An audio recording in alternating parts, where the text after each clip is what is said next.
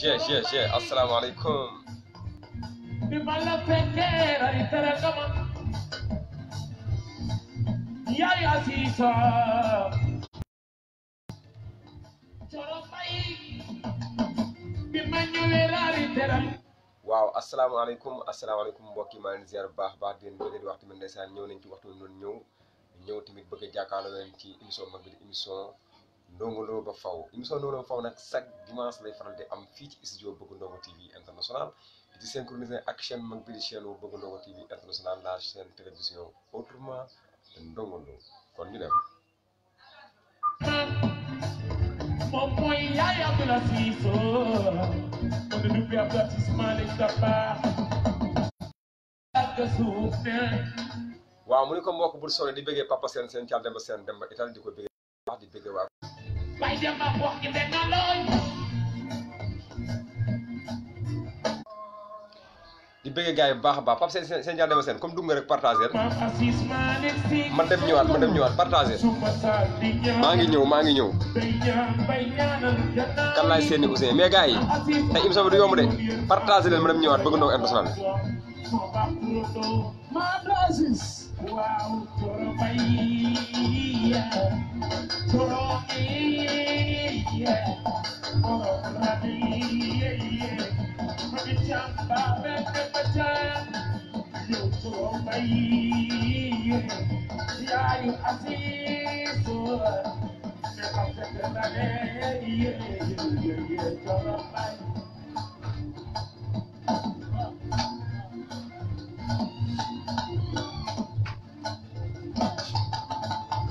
moom mooy yaayu Abdoul Aziz sama gars yi partagé leen mu neex dimanche matinal bi dañuy jokkoo sama gars yi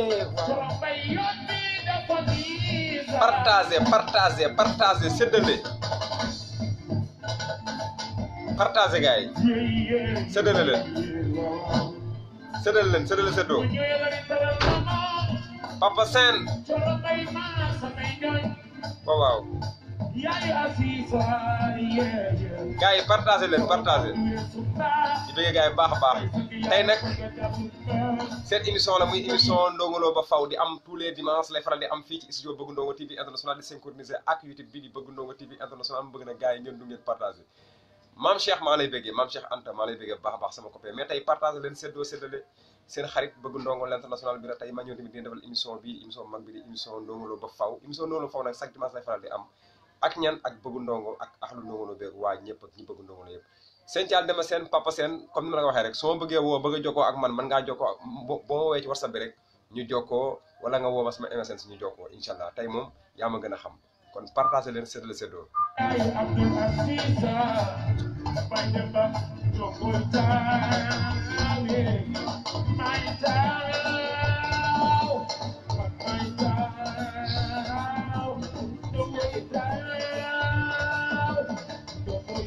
ma ñëw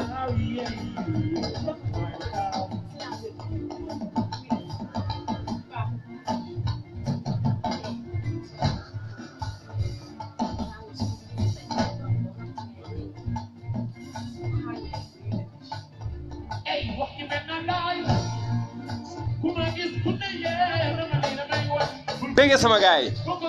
partagé leen tey ñu jàkkaarloo Mamadou maa lay ziar ndeysaan maa ngi ziar Mamadou di ziare Papa Sène Thial Demba Sène di ziar Ousseyn Seydi ndeysaan tey moom du yomb tey dañuy laaj fan rek tey du yomb de ak kan ak Bëgg Ndongo seen xarit waaw yàlla la ndeysaan dégg loolu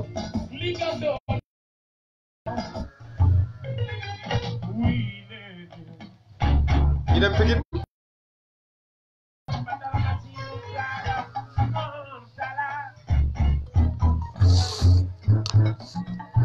dem gewal waaw partagé leen sama gars yi partagé leen waaw partagé leen ndeysaan Cheikh Fall maa lay bëgg maa ngi gis nga partagé Cheikh Fall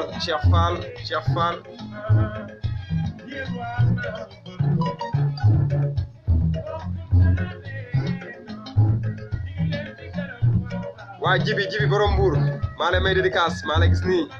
yow partagé rek jibi borom Mbour partagé leen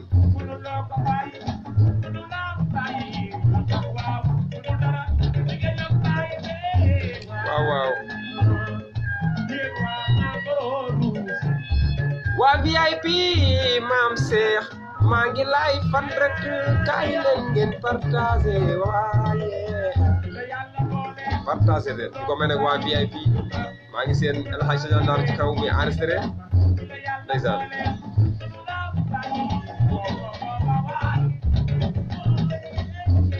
nga ni ñu dem séddale leen séddoo waaw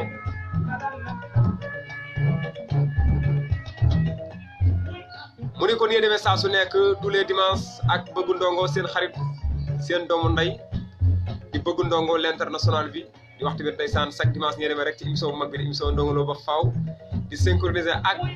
chaîne YouTube boobu di chaîne télévision Bëgg Ndongo TV international la chaîne télévision autrement de Ndongo Lo gars yi Bëgg Ndongo ñëw na de déggal li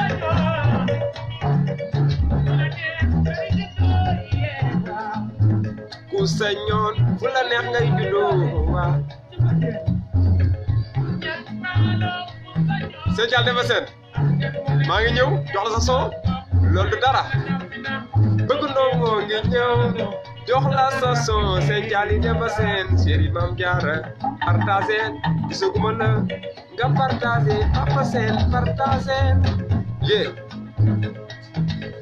Papa Sène partagé Mamadou sama xarit la Mamadou partagé Papa Sène seen Thial Demba Sène Papa Sène partagé Papa Sène seen Thial Papa Sène partagé Papa Sène seen Thial Papa Sène partagé Papa Sène seen Thial Demba Sène Papa Sène partagé Papa Sène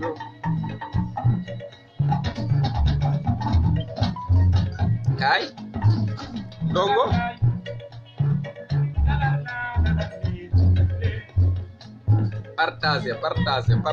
partagé ñu waxtaan je ana gaay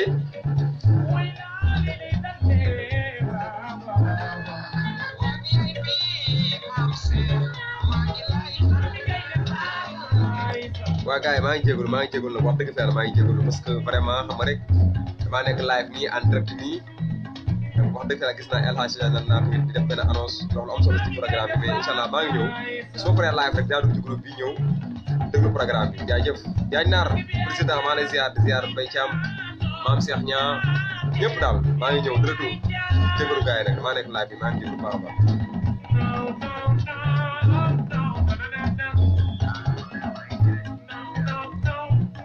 dëgg la Jibi Mbour sama waa ji Jibi Mbour sama waa ji Papa Sène seen Thial sama waa ji yow Papa Sène seen Thial sama waa ji waaw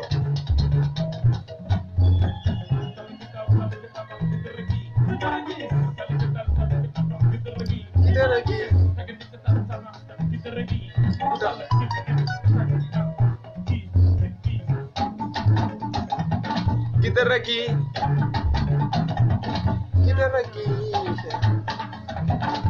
kutal gin tatak papa kis Kidaragi dagi ketal sabak sax Kidaragi kutal gin tatak papa kis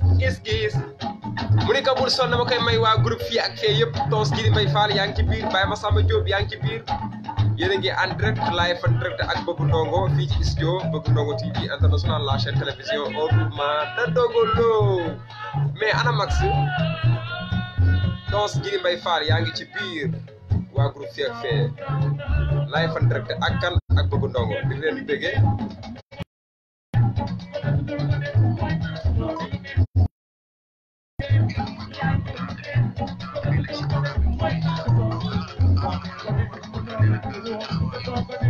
lu ne ngay doone yeewa jaajëf coppe maa lay ziar Sejali Demba Seen nooy sama waaji Papa Seen sama xarit laaye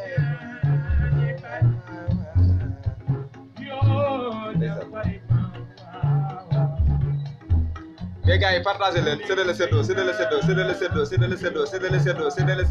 séddoo partagé Mamadou Saliou Ba maa ngi lay ziar Papa la Jéeri maa ngi lay ziar Mamadou Saliou Ba jaajëf partagé rek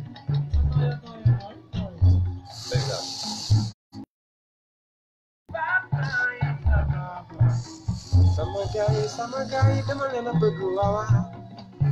bu dimanche ñuy jokkoo di waxtaan ci Facebook be jàkkaarloog sama gaay waawa ndeysaan ma leen bëgg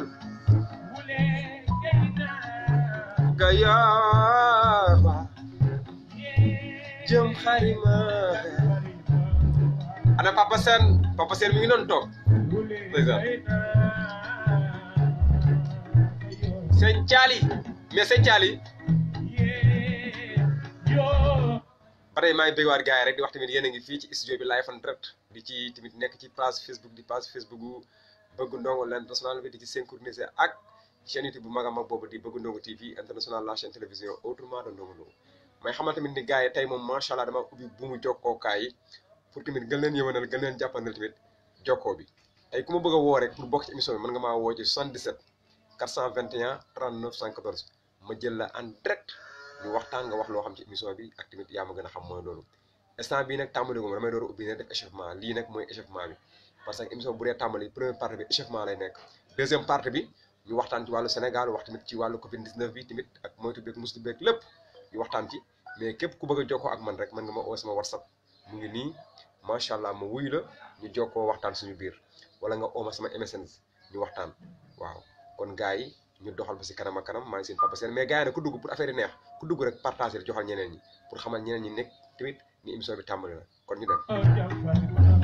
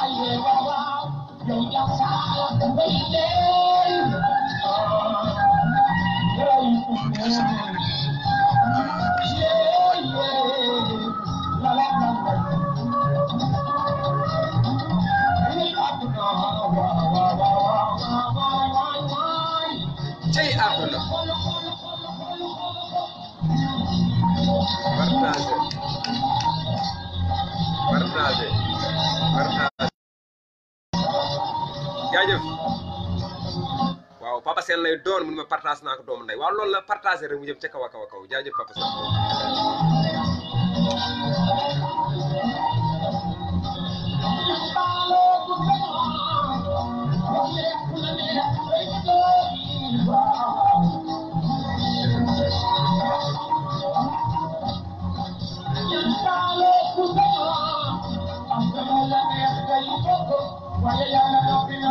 ba mu ne kula maalo sama rakk je waaw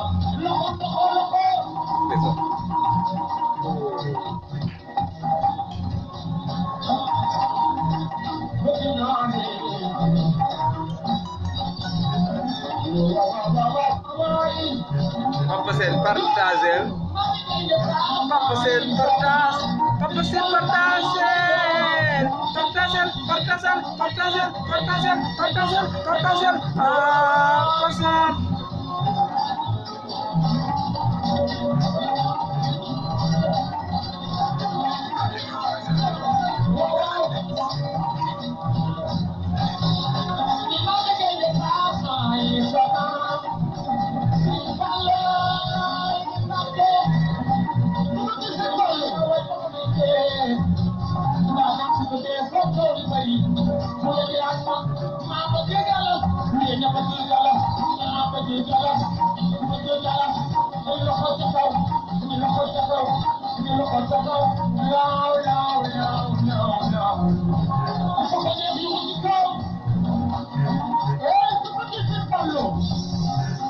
partagé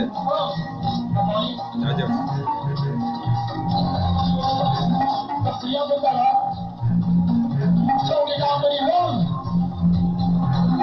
ba ma fenn ci woy ak Serigne Fallou wala di laaj ay sëñ Modou borom jumaa ji ay sigil na ma Mbàkke sagal na ma Mbàkke sagal na ma Serigne Fallou sigil na ma Mbàkke sagal na ma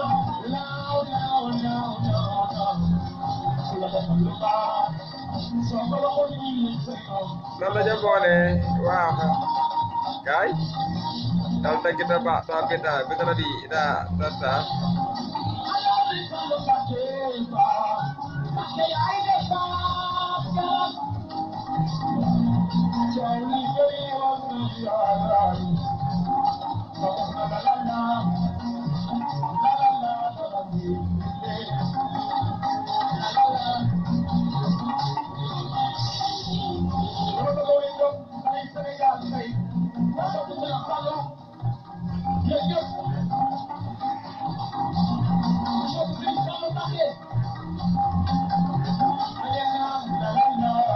waaw partagé rek partagé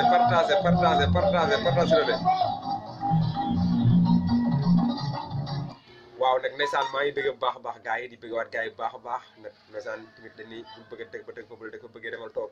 maa ngi bëgg nag waa diwaanu Louga di leen ñaanal jàmm bu baax a baax su ma ne diwaanu Louga rek ndeysaan Njagu Roy man fa laa juddoo Njagu Roy fa laa juddoo Njagu Roy jàpp saxaaf sama yaay nga dëkk saxaaf baay nga dëkk nja mais Njagu Roy nag fa laa juddoo su ma duggee diwaanu Njagu Roy ku mel ne Modou Fari Diouf maa ngi def jàpp loxo di ko wax asalaamaaleykum wa rahmatulahi taala wa barakaatu parce que ndeysaan xam nga ngay def live tamit ak direct ba tamit ndeysaan sa waa dëkk ñëpp dina seetaan loolu dafa neex trop mooy bëgg ñëpp waa Dakar di bëgg tamit waa Pikine bii dugg Pikine Ridis dugg Pikine tali bu mag waa café ga di bëgg ñëpp daal di bëgg ñëpp bu baax a baax vraiment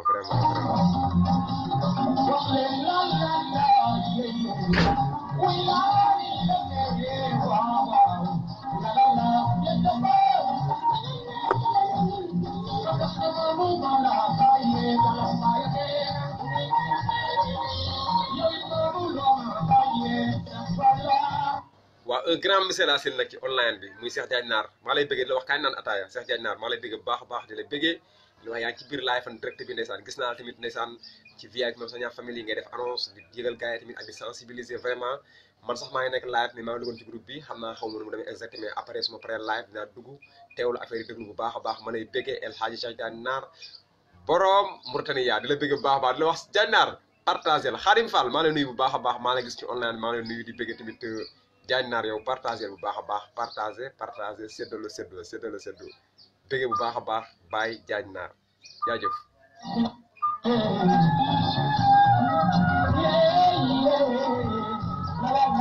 séddoo rek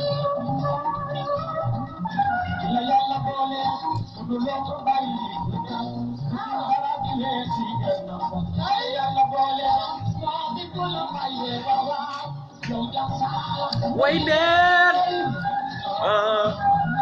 yaayu mama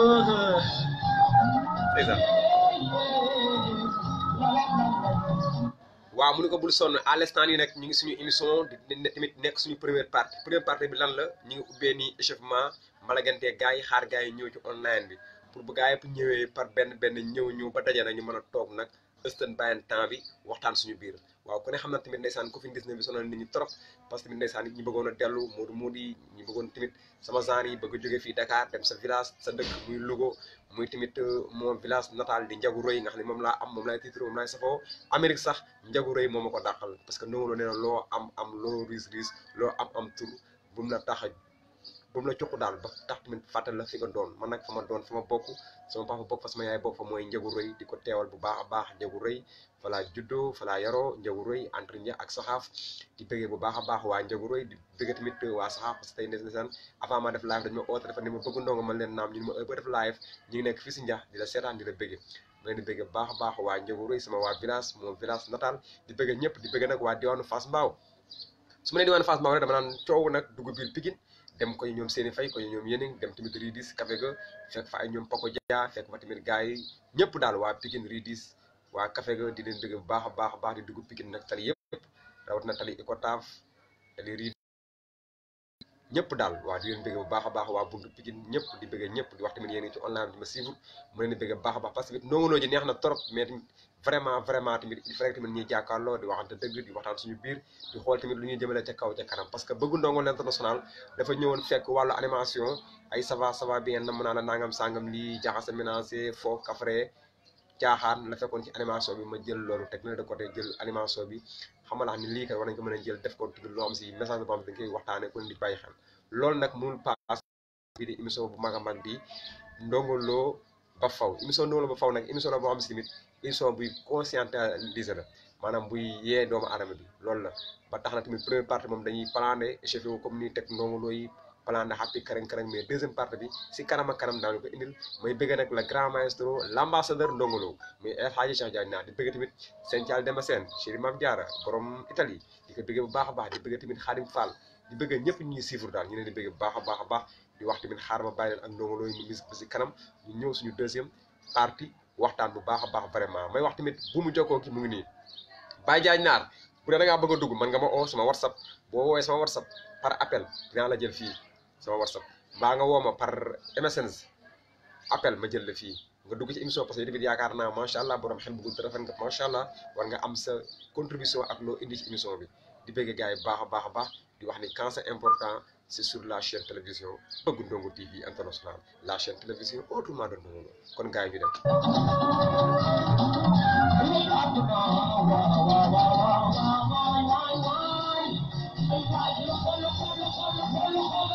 Wow, udah apa? Udah lebih tas. Wow, ya.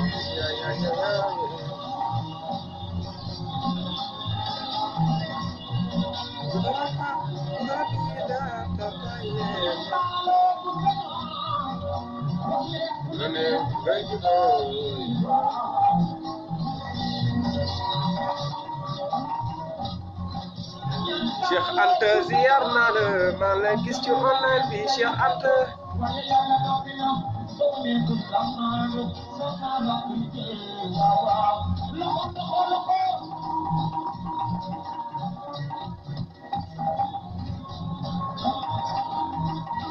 waaw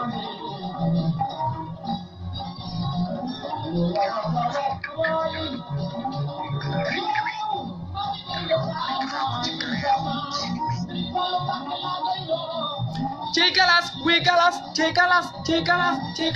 chikalas, hey kalas. Oh, partage guys.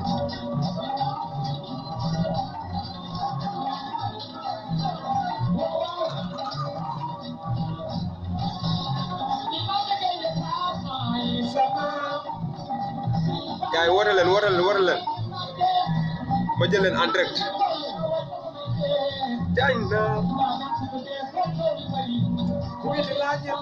ma bëgg kalas yéen a bëgg kalas ma bëgg kalas yéen a bëgg kalas tey la fa sa kaw tey la fa ca kaw no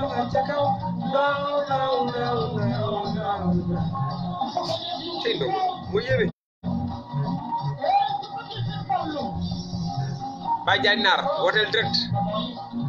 Bëgg Ndongo jël la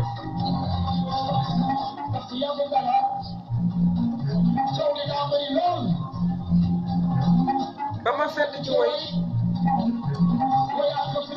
waa Cheikh Mbacke maa lay ziar ndeysaan kooku borom saxaab la Cheikh Mbacke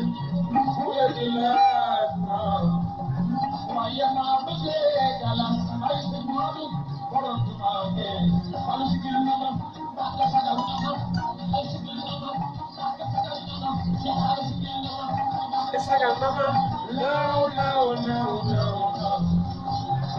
lu baax soo ko waxoon muy lim say noon la ca boole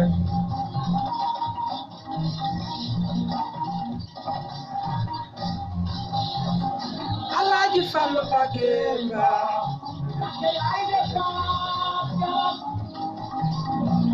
coow li bari woon na yaaye waaw maa ngi bëggee Alxaaji Diagne Naar Baye Diagne Naar maa lay bëggee yaa ngi en direct fii ci studio Bëgg Ndongo TV International la chaîne télévision autrement de Ndongo Lo mel ni tamit Baye Diagne Nar fekk def bëgg a dugg tamit ñu jël la live en direct ñu waxtaan suñu biir ndeysaan wax ci concept émission Ndongo Lo ba faw bi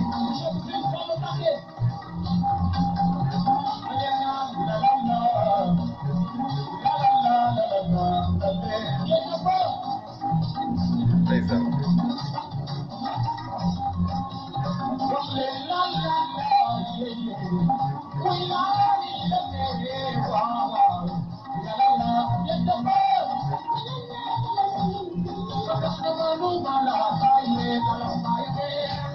Soldar maa ngi lay ziar soldaru Bamba ak Malick Ndiaye partagé leen partagé séddale séddoo ngeen bëgg bu baax a baax séddale séddoo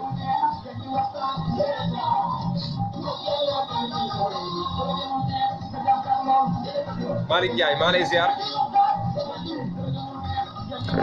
ngeen bëgg bu baax a baax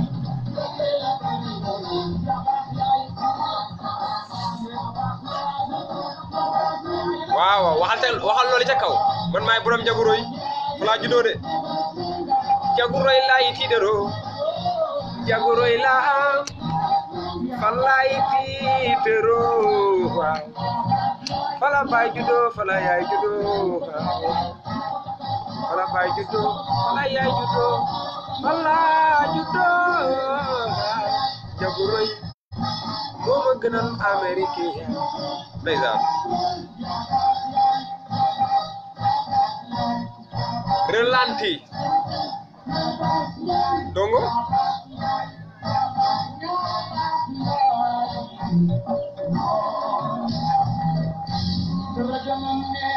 waaw yow ki nga bëgg mu mel ne ndeysaan dafa am ku nekk ci ligne bi l'ambassadeur Ndongo Lo ñu gën nga xam ci Baye Diagne Nar mu mel ne mi ngi si en ligne bi Baye Diagne maa lay ziar. asalaamaaleykum bëgg Ndongo Lo international. waaleykum salaam Baye Diagne Nar maa lay ziar l'international ziar naa la bu baax a baax. maa ngi delloo ziar. maa ngi lay ziar di la ziar bu baax di kontaan si li ngay def macha allah yaa ngi liggéeyal Ndongo lu rëy. dëgg la Baye Diagne Nar mu mel na tamit suñu émission Ndongo Lo ba faw waaw chaque dimanche dañuy ñëw rek ubbee première partie bi zaanu mbalax pour woo gars yi ñu ñëw connecté ci online bi maanaam ñëpp mën a toog si bu toog seen saal. waaw loolu daf siy baax. waaw bu demee nag ba 3 minutes yi romb. waaw loolu daf siy baax. waaw ñu teg ñi peut-être loolu da leen dimbali pour ñu nekk à l'aise si émission bi. dëgg la parce que boo duggee donc il faut que nga ñëw fekk atmosphère bi nekk lu neex loo xam ne da nga ñëw rek fekk ñu teg lépp nga ñëw rek installé. dëgg la moom dem. dëgg la waaw loolu daf siy baax lool. dëgg la léegi nag bu demee ba ci deuxième partie bi nag instant yii deuxième partie bi ñëwagul. deuxième partie bi wala si wax. waaw si kanam la war a ñëw nag après ñu toog nag teg benn débat comme waxtaanee coronavirus bi wala jukkoy yàqu yi wala leneen ñu waxtaanee ko mais yow yaa ngi en direct yow moom yaay l'ambassadeur Ndongo Lo yaa ngi wootee depuis Mauritania ma bàyyi la rek comme yaa woote yaa am propriétaire ma bàyyi la online bi nga wax ak waa àdduna ak wax ak waa diaspora looy wax ak waa àdduna. waaw macha allah loolu am na solo waaw waa àdduna donc di leen waxee Diagne Nar bi ngeen di dégg Mame Cheikh di ko woy donc mu nekk président fan su Mame Cheikh yi donc di kontaan si di bëgg Ndongo di def te di du tey la tàmbali xëy na direct bi mi ngi koy soog a tàmbali mais bëgg Ndongo ku ko xam ku nekk xam nga ni lu tax ñu tudde ko bëgg Ndongo dafa yàgg si ay mbiru Ndongo Lo yàgg na depuis presque jeunesse am yëpp si la ko def waaw ñëpp dañ ko xam dëgg la pour approcher aussi dëgg la donc bëgg dëgg la xam naa problème connexion la parce que affaire day xaw a dagg waaw li mu def nii dëgg la vas-y développé dëgg la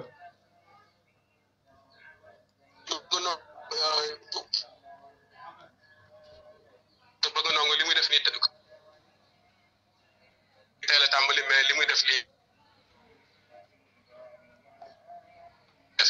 parce que lii bëgg Ndongo bu yaa tey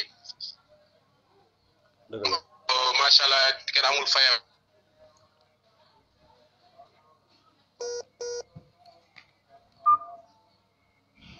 waa dëgg la mu mel ne problème waaw. di ko ñaan rek muy def vraiment lool parce que allo oui. xamal aussi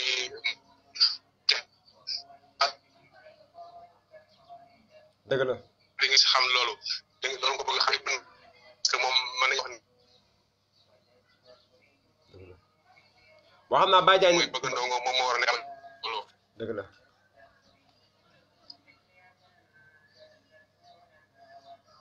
allo.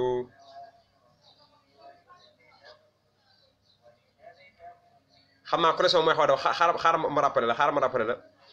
connexion bi mooy xaw a daw connexion bi mooy xaw a daw l'ambassadeur mooy oto noonu connexion bi xaw a daw xaaral ma woo la xaaral ma rappelé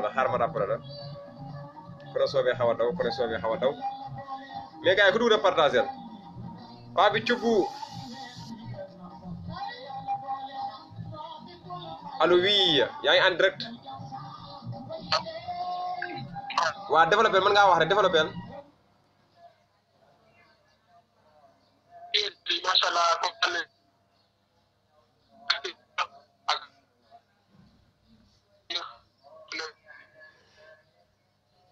nekkoon ànd ak lu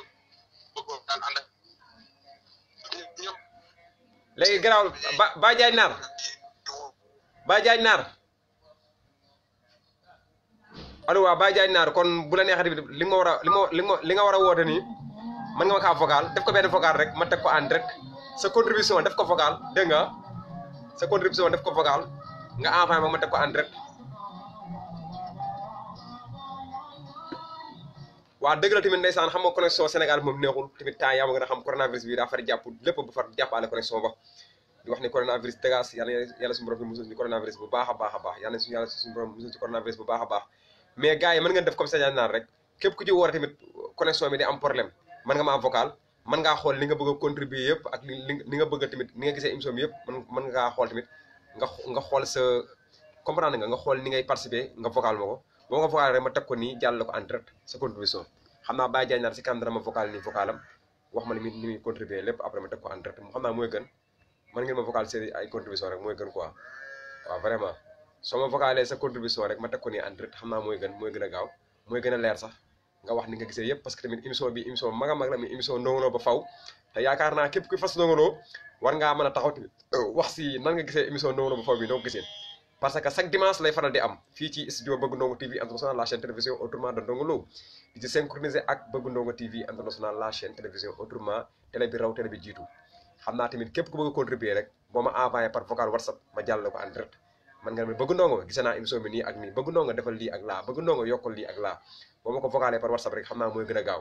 kon gars yi mën ngeen def noonu jaar foofu ci numéro bii di 77 421 39 114 WhatsApp leen ma ko rek ma jàll ko en direct xam naa mooy gën a gaaw Baye Diagne Naar après mën ngaa def noonu nga xool sa contribution rek nga vocal ma ko en direct ma jàllale ko incha allah di bëggee gars yi bu baax a baax a baax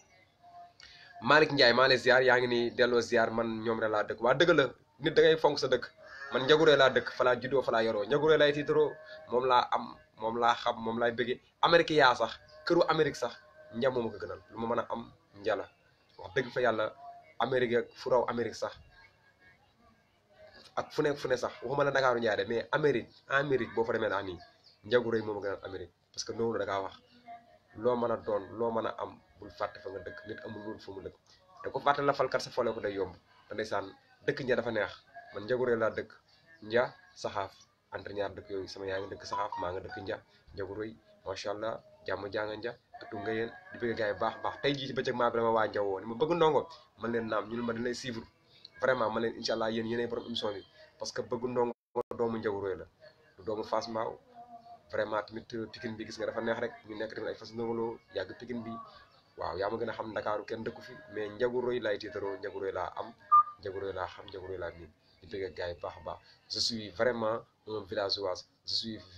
fier d'être villageois sama village natal njaguree kon njaguree ca kaw di bëgg gars yi baax a baax kon gars yi restez connecté ma dem jële ji Baye Diagne Naar waxtaan ak moom jële ji tamit gars yi bëgg a vocal bëgg a dugg si émission bi ñëwaat xam naa ne si kanam boo ñëwaatee nag dañuy dugg suñu deuxième partie wu émission di bëggee gars yi baax a baax di wax nii kese la live en direct rajo yi bëri nañ télé yi bëri nañ mais télé bi macha allah la chaîne télévision autrement de Ndongo Lo télé bi lay xamal télé bi lay yee télé bi lay fekk ngay nelaw bëgg a bidanti mu mbéj la ne la yeewul jógal ca kaw jógal dóori waar télé bii la muy la chaîne télévision autrement de Ndongo Lo téléprojecteur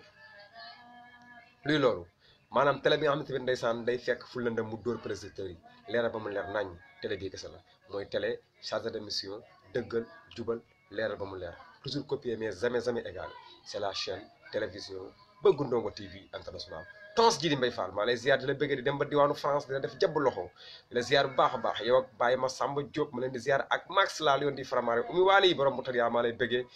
di wax tamit ndeysaan maa ngi bëggee sama xarit sama sëriñ Dame Diouf lama bi di bëggee ñëpp di bëggee ahlu Ndongo Lo bi ñëpp l'ambassadeur Ndongo Lo moo doon oto léegi muy Baye Diagne Naar borom Moutaria maa ngi dem jërëjiwaat ko xool ko ba xam ci lu mu nekk di bëgg tamit Ndenga Seck forom Mbacke Bawol di bëgg tamit su ma nee Mbacke damay dugg Touba fekk fa Pa Abdou Thiat le petit frère de Ndongo Lo lami de bëgg Ndongo l'international ma koy bëgg baax a baax di ko def jàbb loxo di ko wax asalaamaaleykum wa rahmatullah di bëggee maam Cheikh Nia Ababacar Mbaye Thiam Baye Mbacke Bëkka Mbaye di bëgg tamit famille Ndongo Lo ñëpp ñoom Gour gi Ñang Matar Nia ndeysaan tamit borom Brésil Mamadou Ñang ñëpp daal kullu kuy famille Ndongo Lo maa lay bëgg baax a baax di wax ne gars yi ma dugal son après dañ ñëwaat dugg nag suñu deuxième partie waxtaan suñu biir bu baax a baax waaw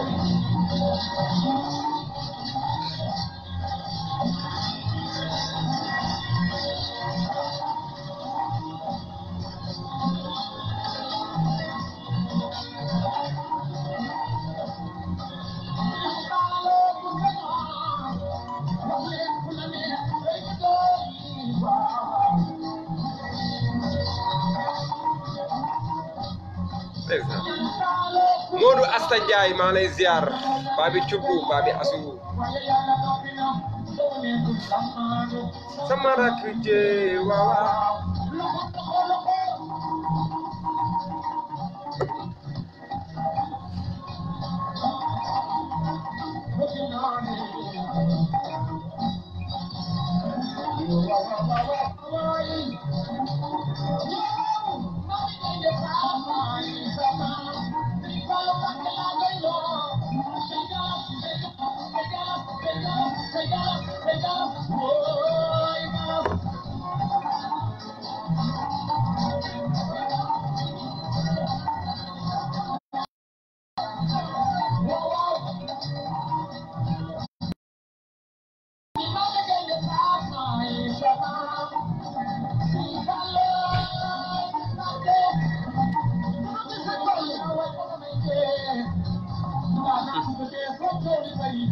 ku weddi laaj ma bëgg galas yéen a bëgg galas ma bëgg galas ku bëgg galas te loxo ca kaw am loxo ca kaw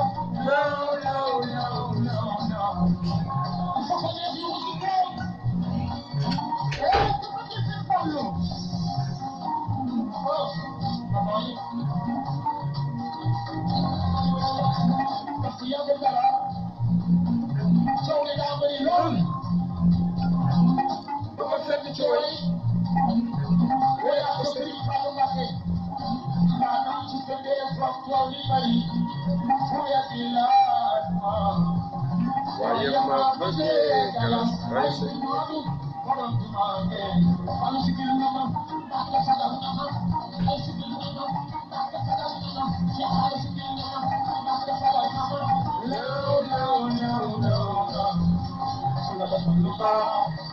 soo ko waxoon muy lim say noonu dana ci boole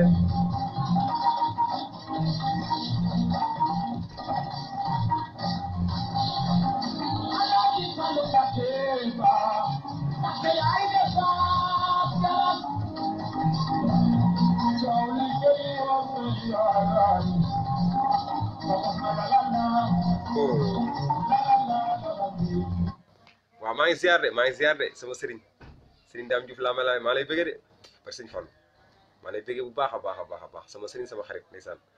may def live tamit ba nga seetaan ma nii maa lay bëgge bu baax a baax macha allah am na solo yow da ngaa baax bëgg Ndongo ndeysaan maa lay bëgge bu baax a baax sama xarit sama sëriñ waaw Baye Diagne Naar waaw Baye Diagne Naar mu mel tamit Baye Diagne Naar mi ngi ci ligne bi ndeysaan tamit comme ni ma ko waxee rek képp ku bëgg a def tamit sa participation bëgg a dugg tamit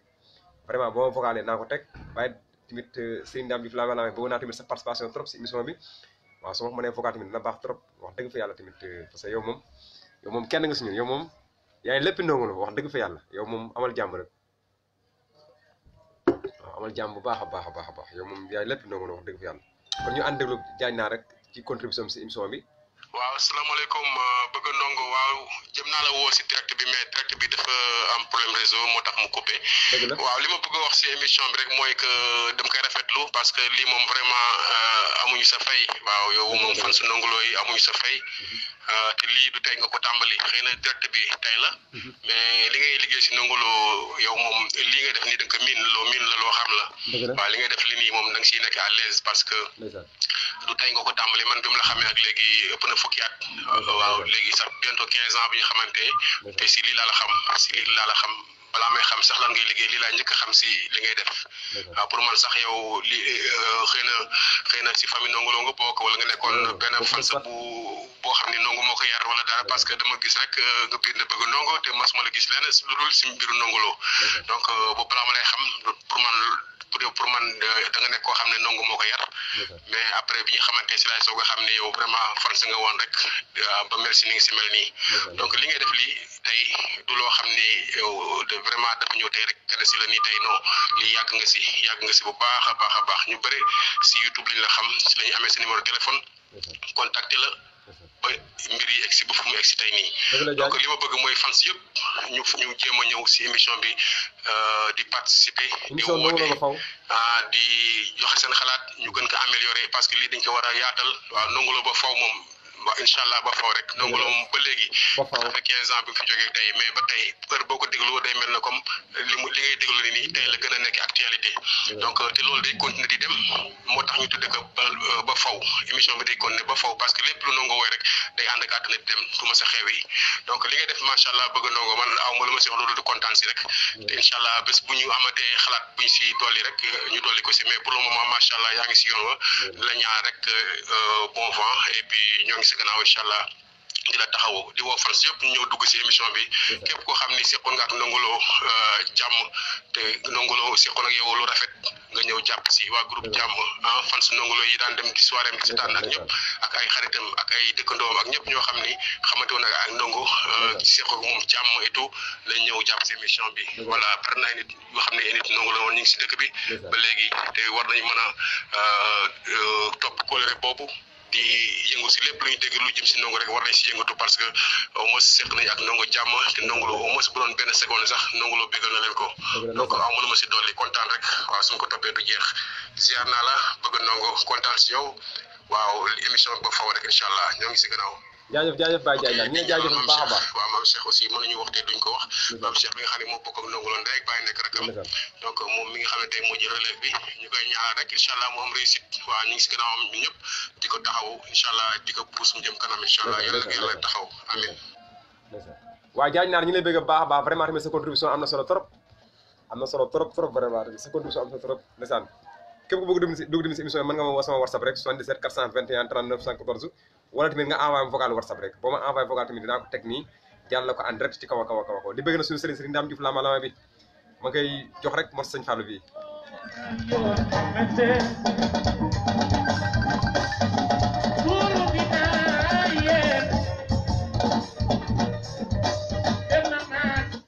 waaw ndeysaan mel ne am na ko rek si online bi waaw di la ziar de Fall waaw man xaw ma naka laay def ba dem en direct noo dugal yaay en direct waa ñu ngi lay siyaare lu bari dëgg la waa di rafetlu seen liggéey ci nga doxee ci mbirum grand frère Ndongo Lo dëgg la ndax mën a xam sa tur yow ci yaakaar naa ci famille ba nga bokk de je suis de la famille waaw man maa ngi tudd Bousso Fall waaw Bousso Fall waaw di wootee fan waa di woot maa ngi depuis Turquie dëgg la donc ak sama baay yaayam ak sama papa ñoo bokk baay quoi dëgg la boo doon gis sa liggéey bi ni nga koy jàppee booba tey bawoo dëgg la niñ ciy sonnee niñ ciy jëfee. dëgg la ndeysaan. waaw yow daal ñu ngi lay ñaanal yàlla sama borom bi fay la. amin amin waay amin. yàlla na nga ci am lu kawe sa njot giñ nañ ko Sëñ Fall di nga ko am. amin amin waay. ndax jàpp taw bàyyi asgor rek moo ko mën. dëgg la dëgg la. kon jàppal dina baax incha allah yow nekkal ci jàmm. dëgg la jaajëf. jaajëf le frère. jaajëf yéen tamit kenn gën leen yéen famille Ndongo Lo parce que tamit su ma nee bëgg Ndongo Lo yéen découragé lu leen ma benn yoon parce que da ngeen ma dooleel boo xoolee sax yéen sax waaw da ngeen ma jàpp bëgg ma daal wax dëgg yàlla fépp famille Ndongo Lo nekk rek yow moom yàgg naa tamit def live nga dem a siifu di ma seetaan moo tax yéen tamit toute la famille Ndongo Lo dama leen di jaajëfal bu baax a baax a baax Fall xam naa ba ci kanam rek incha allah di bëggee ko tamit ndeysaan kooku oote noonu di borom turki di Ousseynou Fall ndeysaan nekk ku baax tamit nekk partie de membre de famille Ndongo Lo gis nga ne ndeysaan moo nekkoon ci online bi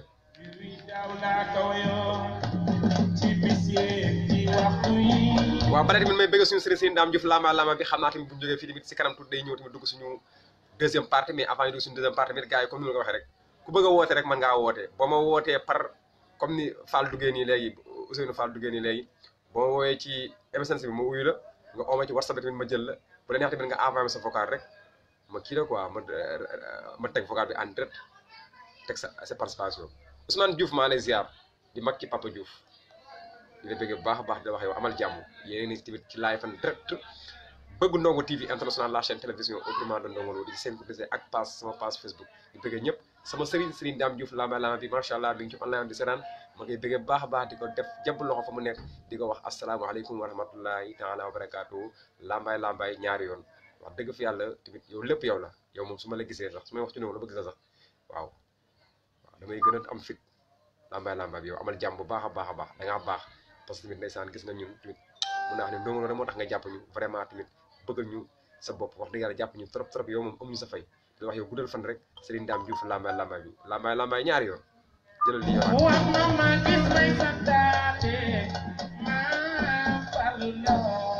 mu ne ko bëgg a participer tamit mën nga ma envoyé par vocal WhatsApp ma teg ko nii en direct ñu déglu sa participation wala tamit nga woo ma ci MSN bi bëgg Ndongo bi boo ma woowee ci MSN bi rek sama MSN rek bëgg Ndongo Lo bi rek ma wuyu la di bëgg gars yi baax a baax di bëgg tamit Ousmane Diouf di mag ci Papa Diouf di la bëgg baax a baax di bëgg ñëpp di bëggee sama sëriñ encore une fois Serigne Dame Diouf lama bi di bëggee El Hadj Cheikh Diagne Naar l'ambassadeur Ndongo Lo depuis Mauritania di la bëggee bu baax a baax Baye Diagne Naar waaw tey nag information bu ma dégg neex na parce que vraiment réewu Mauritania ñoom te nañ seen ay frontière ba góorgóorlu ba vraiment tamit lii di faire bon moom di coronavirus tamit wax dëgg fi yàlla tamit mi ngi di fay dellu ginnaaw bu baax a baax may ñaan loolu sama waa réew di ko ñaanal réewu àdduna beeg ñëpp coronavirus dégagé wu jógee ci àdduna beeg fépp daal fépp ba nit ñi mën a dox tamit seen activité ak lépp daal di bëgg gars yi bu baax a baax di bëgg tamit ak Ndongo Lo bu baax a baax di bàyyi rek mor Sëñ Fall bi mu daw ma ñëw lire message yi après ñëwaat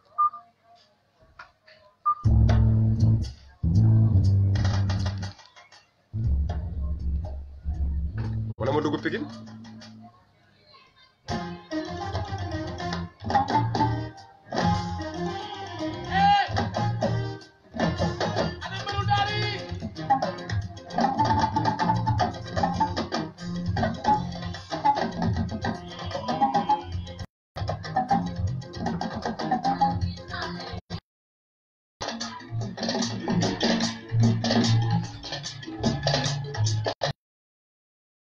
Let's go!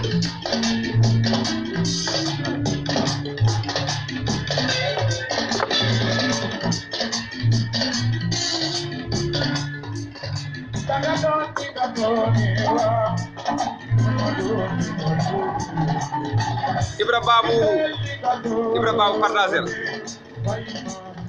borom saxaaf waaw kooku Ibra Babou la borom saxaaf waaw Ibra Babou laay seen noonu borom saxaaf waaw maa lay bëgg bu baax a baax yow tons amal jàmm resté connecté Ibra Babou borom saxaaf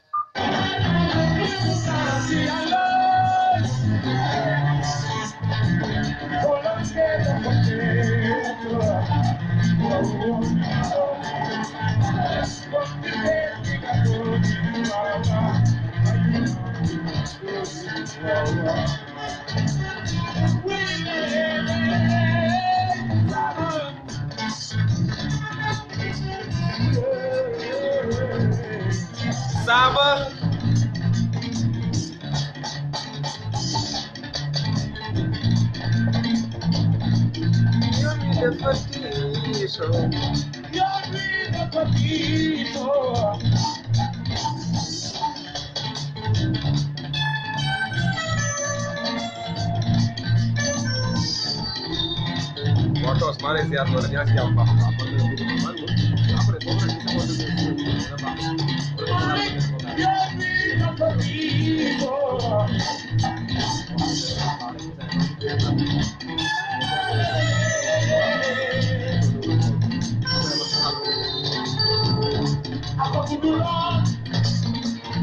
Mikael yoon wi dafa tiil lool ak a bëri xaaxaami waaye du ma dellu ginnaaw kenn ku la bëgg jar na daw ba dee ngir ñi la bañe yéen ñi may gën laaj du ma dellu ginnaaw yéen ñi may bëggee du ko raw la di bëggee di ma bëggee du ko raw la di bëggee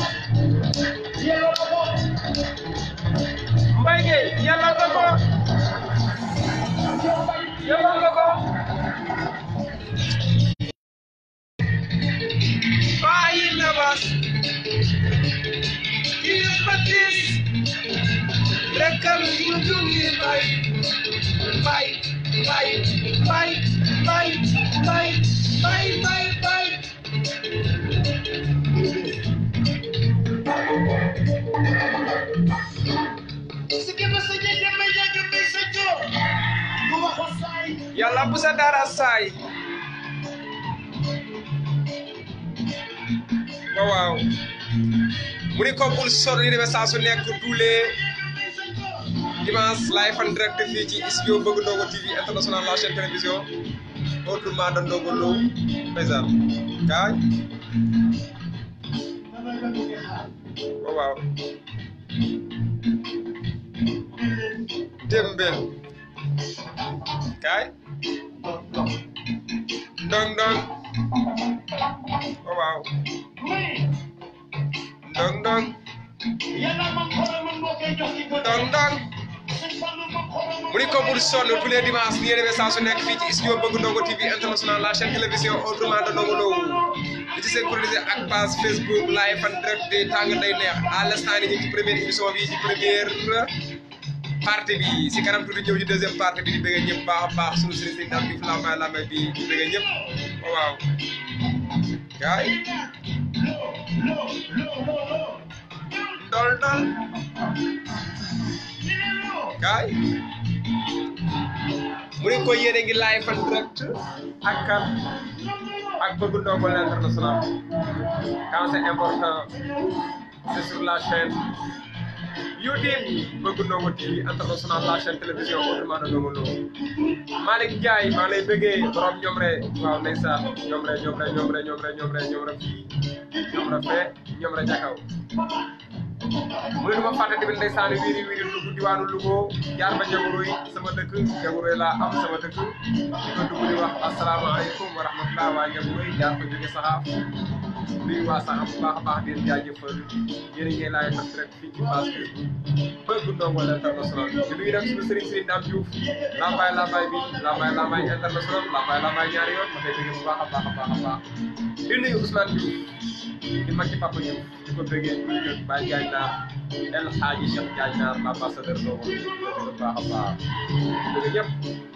wax ni yéen a ngi fii ci page Facebook bi laay fas rek émission mag bi di émission Ndongo Lo ba faaw di synchroniser ak chaîne YouTube Bëgg Ndongo TV international la chaîne télévision autrement de Ndongo Lo ci kanam tuuti nag ma ñëw dugg ci deuxième partie bi waxtaane ndeysaan coronavirus yi demee jamono bi jaaxal jamono bi mais nag ba tey tamit coronavirus ak li la xam si biir parce que temps yi ku ne gis na coronavirus bi bëri na coow seen dënn bi am na ay coow gis nañ gars yi di bëggoon coronavirus ñi di seen lay sel ñi di seen lay masque di politiser seen coronavirus yéeme na doy na waar ñii di ci dóor ñi def le waaye yaakaar naa ku mar naan taxam naan aussi yaakaar naa bu rëgg ubbee rek di wéru kanam ñu rek di jóg ci laay fa bi waxtaane deuxième partie kon gars yi dem kaay bu ne ko yéen a ngi laay fan direct fii ci page Facebook Bëgg Ndongo l'international bi di synchroniser ak chaîne ma comme la chaîne télévision autrement de Ndongo Lo di chaîne Bëgg Ndongo TV international kon gars yi ñu dem rek daal di ñëw ci vraiment deuxième partie kaay ñëw ci deuxième partie bi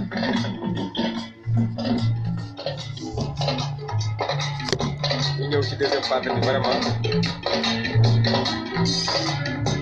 ñu ñëw ci deuxième partie bi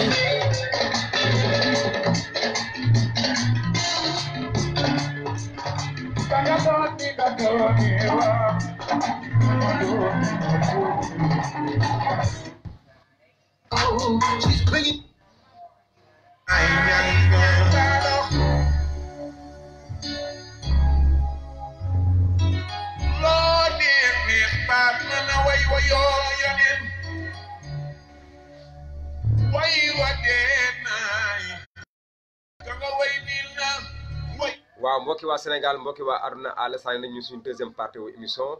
ñu ci deuxième partie bi fas yéene tamit waxtaan suñu biir bu baax a baax wax nag wàllu actualité jamono ak tamit wàllu xew-xew jamono fii ci studio Bëgg Ndongo TV international la chaîne télévision mooy gën di mi def maa ko la juddoo waaw saa su ne bu ñu defee suñu émission tamit def échauffement tuuti échauffement ba gars yi ñëw tamit ci online bi toog di ñu seetaan ba resté connecté dañuy ñëw suñu deuxième partie parce que tout le temps rek émission bi moom première partie la ak deuxième partie waaw suñu première partie la ñu génn nii dugg suñu deuxième partie fas yéene jàkkaarloo waxtaan. yow yaay sama yaay bayti laay faal. maa ngi gis ci online bi Papa Sène Ibra Babou maa ngi gis tamit ci online bi Ousmane Diouf ma gis tamit ci online bi l'ambassadeur Ndongo Lo El Hadji Cheikh Diagne Naar. bu la yàlla yóbboo bul moonu bul fiiraate bul xeluwaate. may wax tamit ndeysaan tey deuxième partie bi lu bëgg ñu waxtaanee ko tamit mooy li jëm ci wàllu coronavirus bi di wax tamit nit ñi vraiment tamit nañuy gën tamit di góorgóorlu di sensibiliser bu baax a baax képp kuy génn tamit wax dëgg fi yàlla nga raxas say loxo en même temps tamit soo mënee tamit góorgóorlu bu baax a baax ut masque di ko takk parce que instant bi tamit instant d'urgence bi moo ko laaj te tamit gis nañ tamit léegi moom jiite réew mi vraiment tamit jël ci ay matukaay parce que gis nañ tamit dès lundi suba incha allah si kàttanu yàlla gis nañ gars yi dañuy arrêté di vérifier bu baax a baax képp ku amul masque dañ lay wax tax amul masque ak lu tax utoo masque ak fan nga jëm ak nangam sangam loolu nag bala ma la cay fekk nag nga ut masque loolu lu baax la waaw xam naa tamit gis nga tamit ndeysaan coronavirus bi dafa nekk bir mu doy waar tamit gis nañ cas communautaire yi moo xaw a sonal nit ñi gis nañ feeñ na Kër Massar feeñ na Zac de Mbao feeñ na tamit Mbao feeñ na tamit Rufisque feeñ na tamit Yëmbal waaw feeñ na tamit Pikine feeñ na tamit Parcelles feeñ na tamit Jëppal Derxale feeñ na tamit Wakaam bëri na cas communautaire di wax tamit yàlla na yàlla musal waaw tamit di wax tamit yàlla na fi yàlla yemal tamit feebar bi nit ñi tamit fagaru moo gën faju ñu jéem a góorgóorlu bu baax a baax tamit chacun tamit jéem a ut masque di ko takk boo génnee di liggéey tamit boo paree tamit demoo fenn wala amoo len la dox bi nga fexee rentré wu duggaat sa biir kër vraiment bàyyi camal ji bàyyi dox bi xanaa xamoo de yamit sab yoolooy Muhammad bu juma bi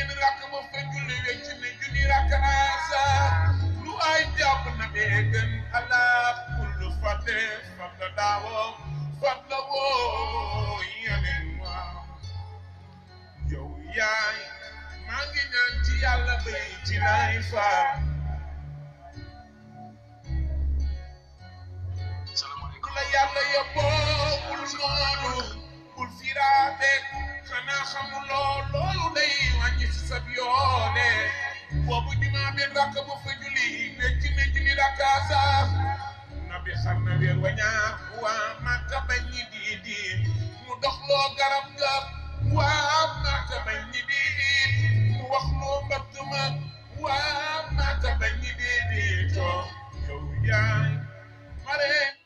waaw may bëgg waat bu baax a baax tamit mbokki téléspectateur di wax tamit ndeysaan ànd xeex corona wax dëgg fi yàlla baax na trop waaye tamit dañuy faral di gis tamit sénégalais lépp lu tamit dugg wax dëgg fi yàlla day mujjee ëpp loxo parce que gis nañ tamit mbirum corona ba mu xew ba pare tamit gis nañ gars yi di ko politiser di ko def lu ne ñii di séddale ay sel di ko caméra di ko filmer ñii tamit vraiment tamit di wax ay séddale ay dund ñu gis tamit chef de quartier yi nga xam tamit maire bi moo leen wax tamit bind leen liste bind bi tamit ñuy xool ñu leen neex ñu bind ñu leen naxar ñu lii mais loolu yëpp tamit benn instant mën na ñàkk parce que comme dañuy xeex corona comme dañu fi jëlee corona wax dëgg fi yàlla tamit war nañ mën a booloo tamit bàyyi mbir moomu war a bàyyi tamit lu ñëw rek ñu rax ca di ci vraiment tamit politiser loolu nekkul lu baax parce que war nañ jël exemple bu baax a baax ci waa Mauritanie parce que ku ne gis na ni Mauritanie jamono jii nii tembe seen ay cas bëreetul seen ay cas wax dëgg bëreetul parce que commencé nañ affaire bi tamit maîtriser ko waaw Sénégal ñu doolee góorgóorlu ci mbiru coronavirus bi doolee góorgóorlu te bàyyi tamit mbir mi ñu politiser xam nga en tant que chef de quartier ñu jël la en mesure ni la vraiment tamit bindal sa quartier nga dem di recenser ñu la neex di bind ñu la neex dem di ko déposer mu dem ba ci séddale bi tamit ña séddale tamit séddale leen neex affaire daal kenn xamul xam naa daal wax dëgg yàlla daal balaa sama réew avancé ba tollu fenn fii loolu ban année lay doon parce que tamit vraiment nit ñi tamit ñu si bëri seen ay intérêt personnel kese la ñuy jiital waaw coronavirus nag lëmbee na jamono bi lëmbee na àdduna bu baax a baax moo tax ñu bëri doon liggéeyatuñ moo tax tamit ñu bëri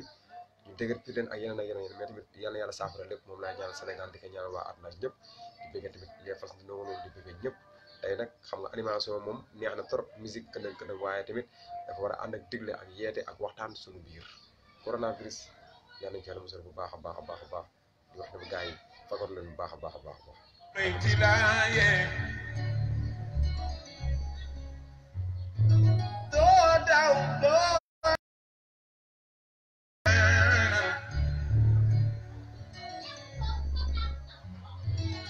gisul baay ba ba tey yeneen waaw yàggul lool day di wuy mu wir na ni cundum muy woote ñu naan day njabaraan daa bëgg nu jàlle dul xorom yàlla yabal Jibril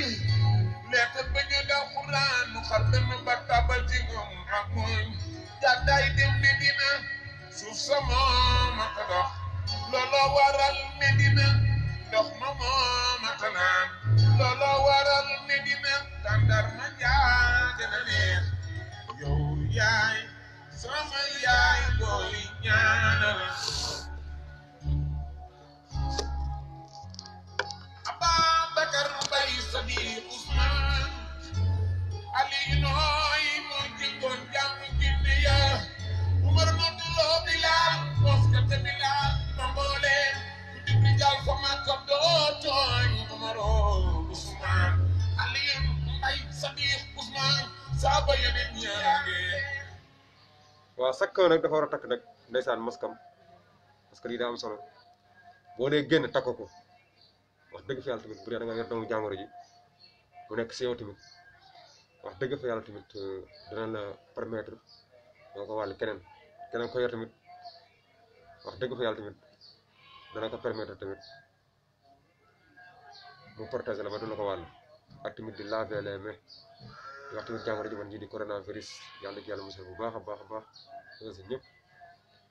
di wax tamit na ci gars yi bàyyi xel vraiment tamit demee loolu nit képp kuy xëy da nga yore masque takk ko muslu protéger wu ci coronavirus bi bu baax a baax mooy bëggee gars yëpp di wax di gars yi resté connecté lii nag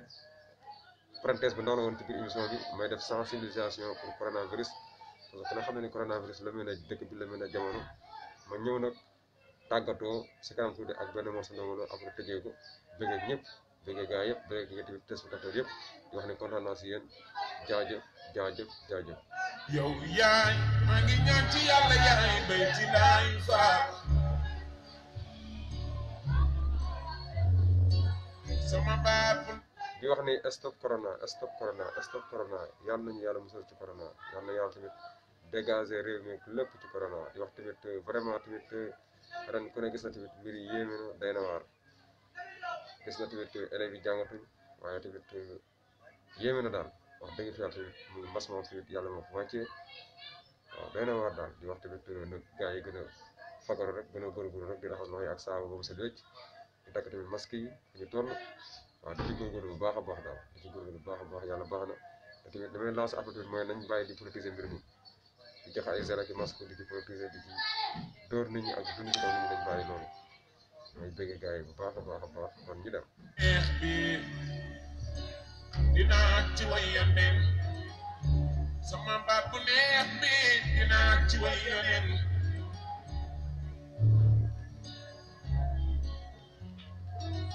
Daba Njaay Maam Asis Daba Njaay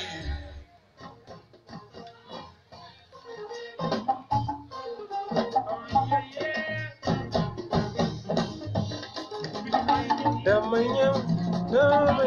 tàggatoo. waaw seen émission Ndongo Lo ba faw moo fi jaaroon tey nag seen émission Ndongo Lo ba faw moo fi jaaroon di wax tamit fii mooy suñu cëppaandoo émission ñu tàggatoo di bëgg gaay ak ñëpp di wax tamit xam naa ba beneen dimanche beneen prochain dimanche su ñëwaat defal leen seen émission di émission Ndongo Lo ba faw chaque dimanche lay faral di am xam naa fii laa ñëw tàggatoo nag bàyyi leen ak son bi di son Ndongo Lo bu ko ba mu dem ah il faut ngeen bàyyi ma nag ma dem wax dëgg fi yàlla parce que seen émission Ndongo Lo ba faw moo ñëw tamit nekk entré wu cëppaandoo bi nii waaw di bëgg gaay yi bu baax a baax a baax a baax ana sama gaay yi fi ngeen féete fi ngeen nekk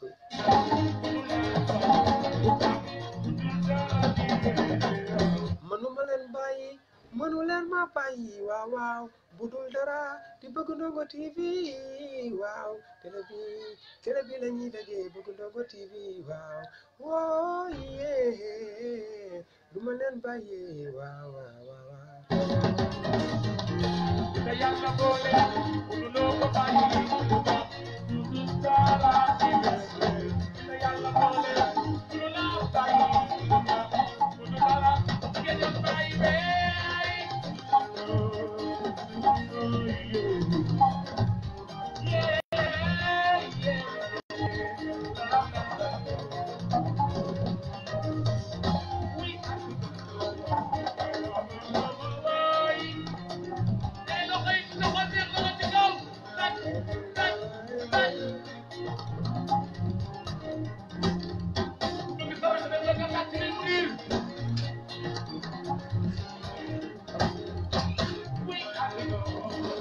waaw mu ne ko pour son yéen message su nekk chaque dimanche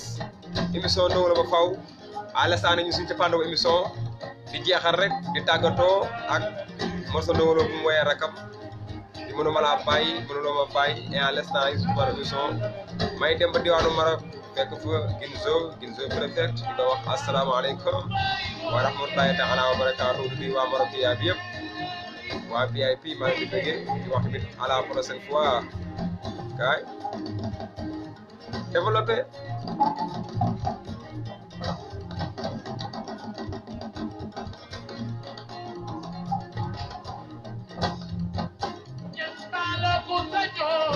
waaw waaw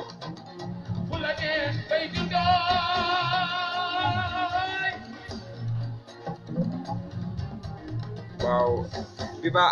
baax maa lay bëggee mais partager rek bi baba da nga naan lalalaayi ba fu la jëri lalala bi ba partage le yeye muy laali li la le waaw waaw waaw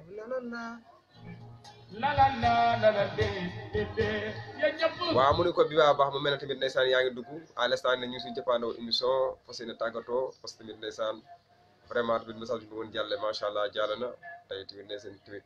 ñëw na suñu première émission tamit def échauffement deuxième bi ñu def tamit sensibilisation coronavirus wax tamit gars yi war a takkee masque yi suba nag loolu la képp kuy xëy ji tamit na nga jël sa masque tamit tàgg ko dox dem parce que tamit mbirum cas coronavirus bi doy na waar trop mooy wax tamit coronavirus yàlla na jeex fépp yàlla na jeex Sénégal jeex àdduna bi jeex fépp ci monde beeg lépp daal ba nit ñi mën a dox seen ay activité seen ay lépp di wax nag fi ñuy def suñu ci pandaw nag émission nag xanaa jox balance mosa Ndongo Lo bi rek tàggatoo ko rek ci émission Ndongo Lo ba faw bii waaw fii la ñuy def nag suñu ci pandaw émission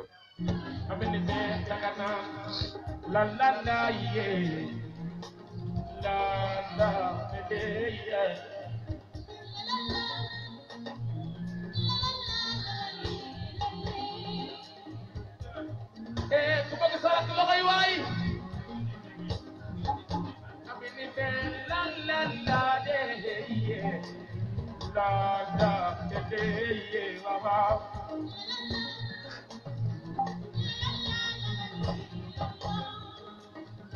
la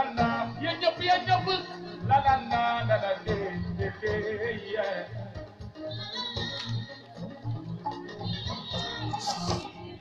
waaw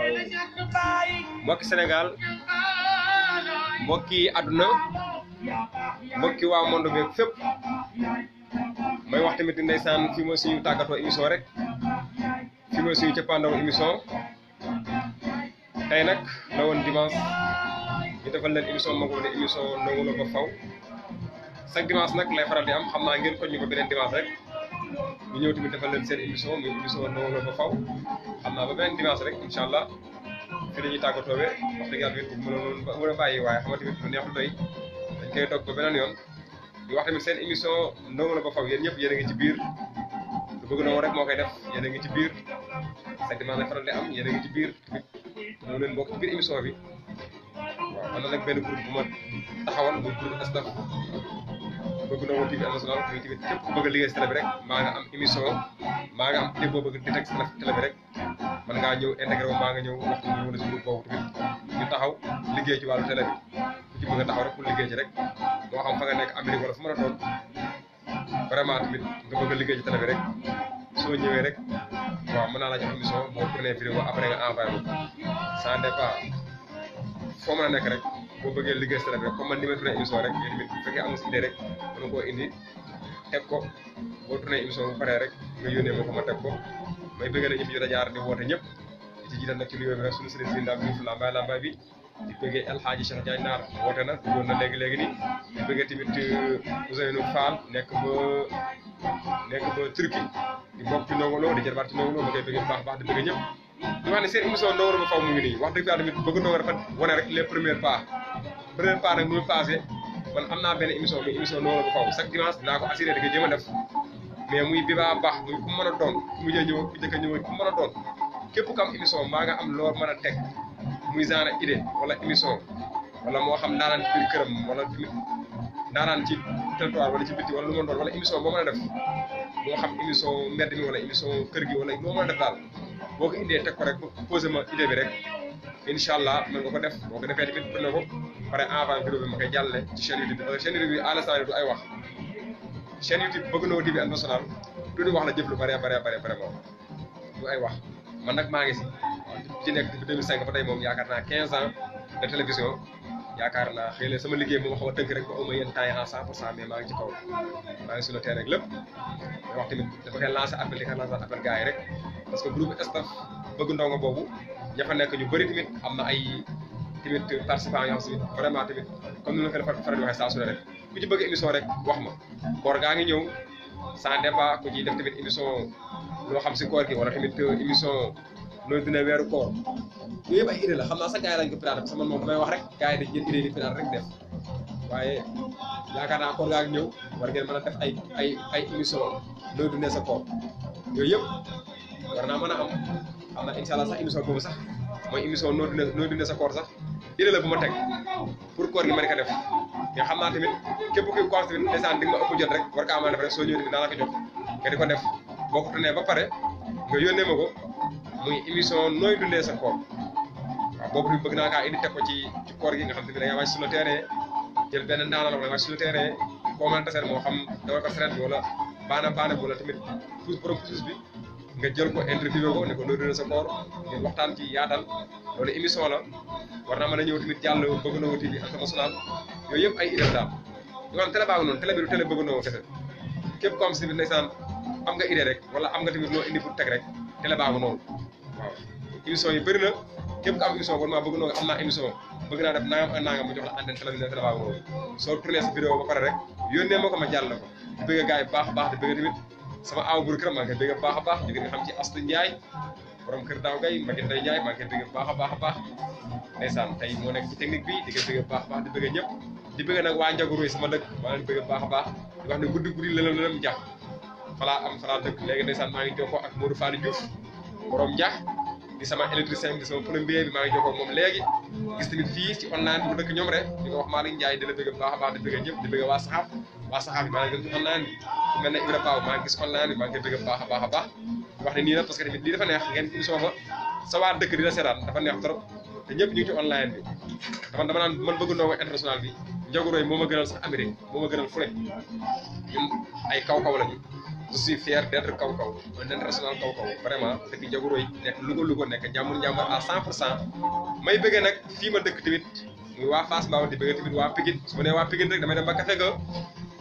Séni Faye di la bëggee di bëggee tamit Papa Dia di bëggee waa café gi waa Pikine tali bu bees waa koñu Daaru koñu Ndongolo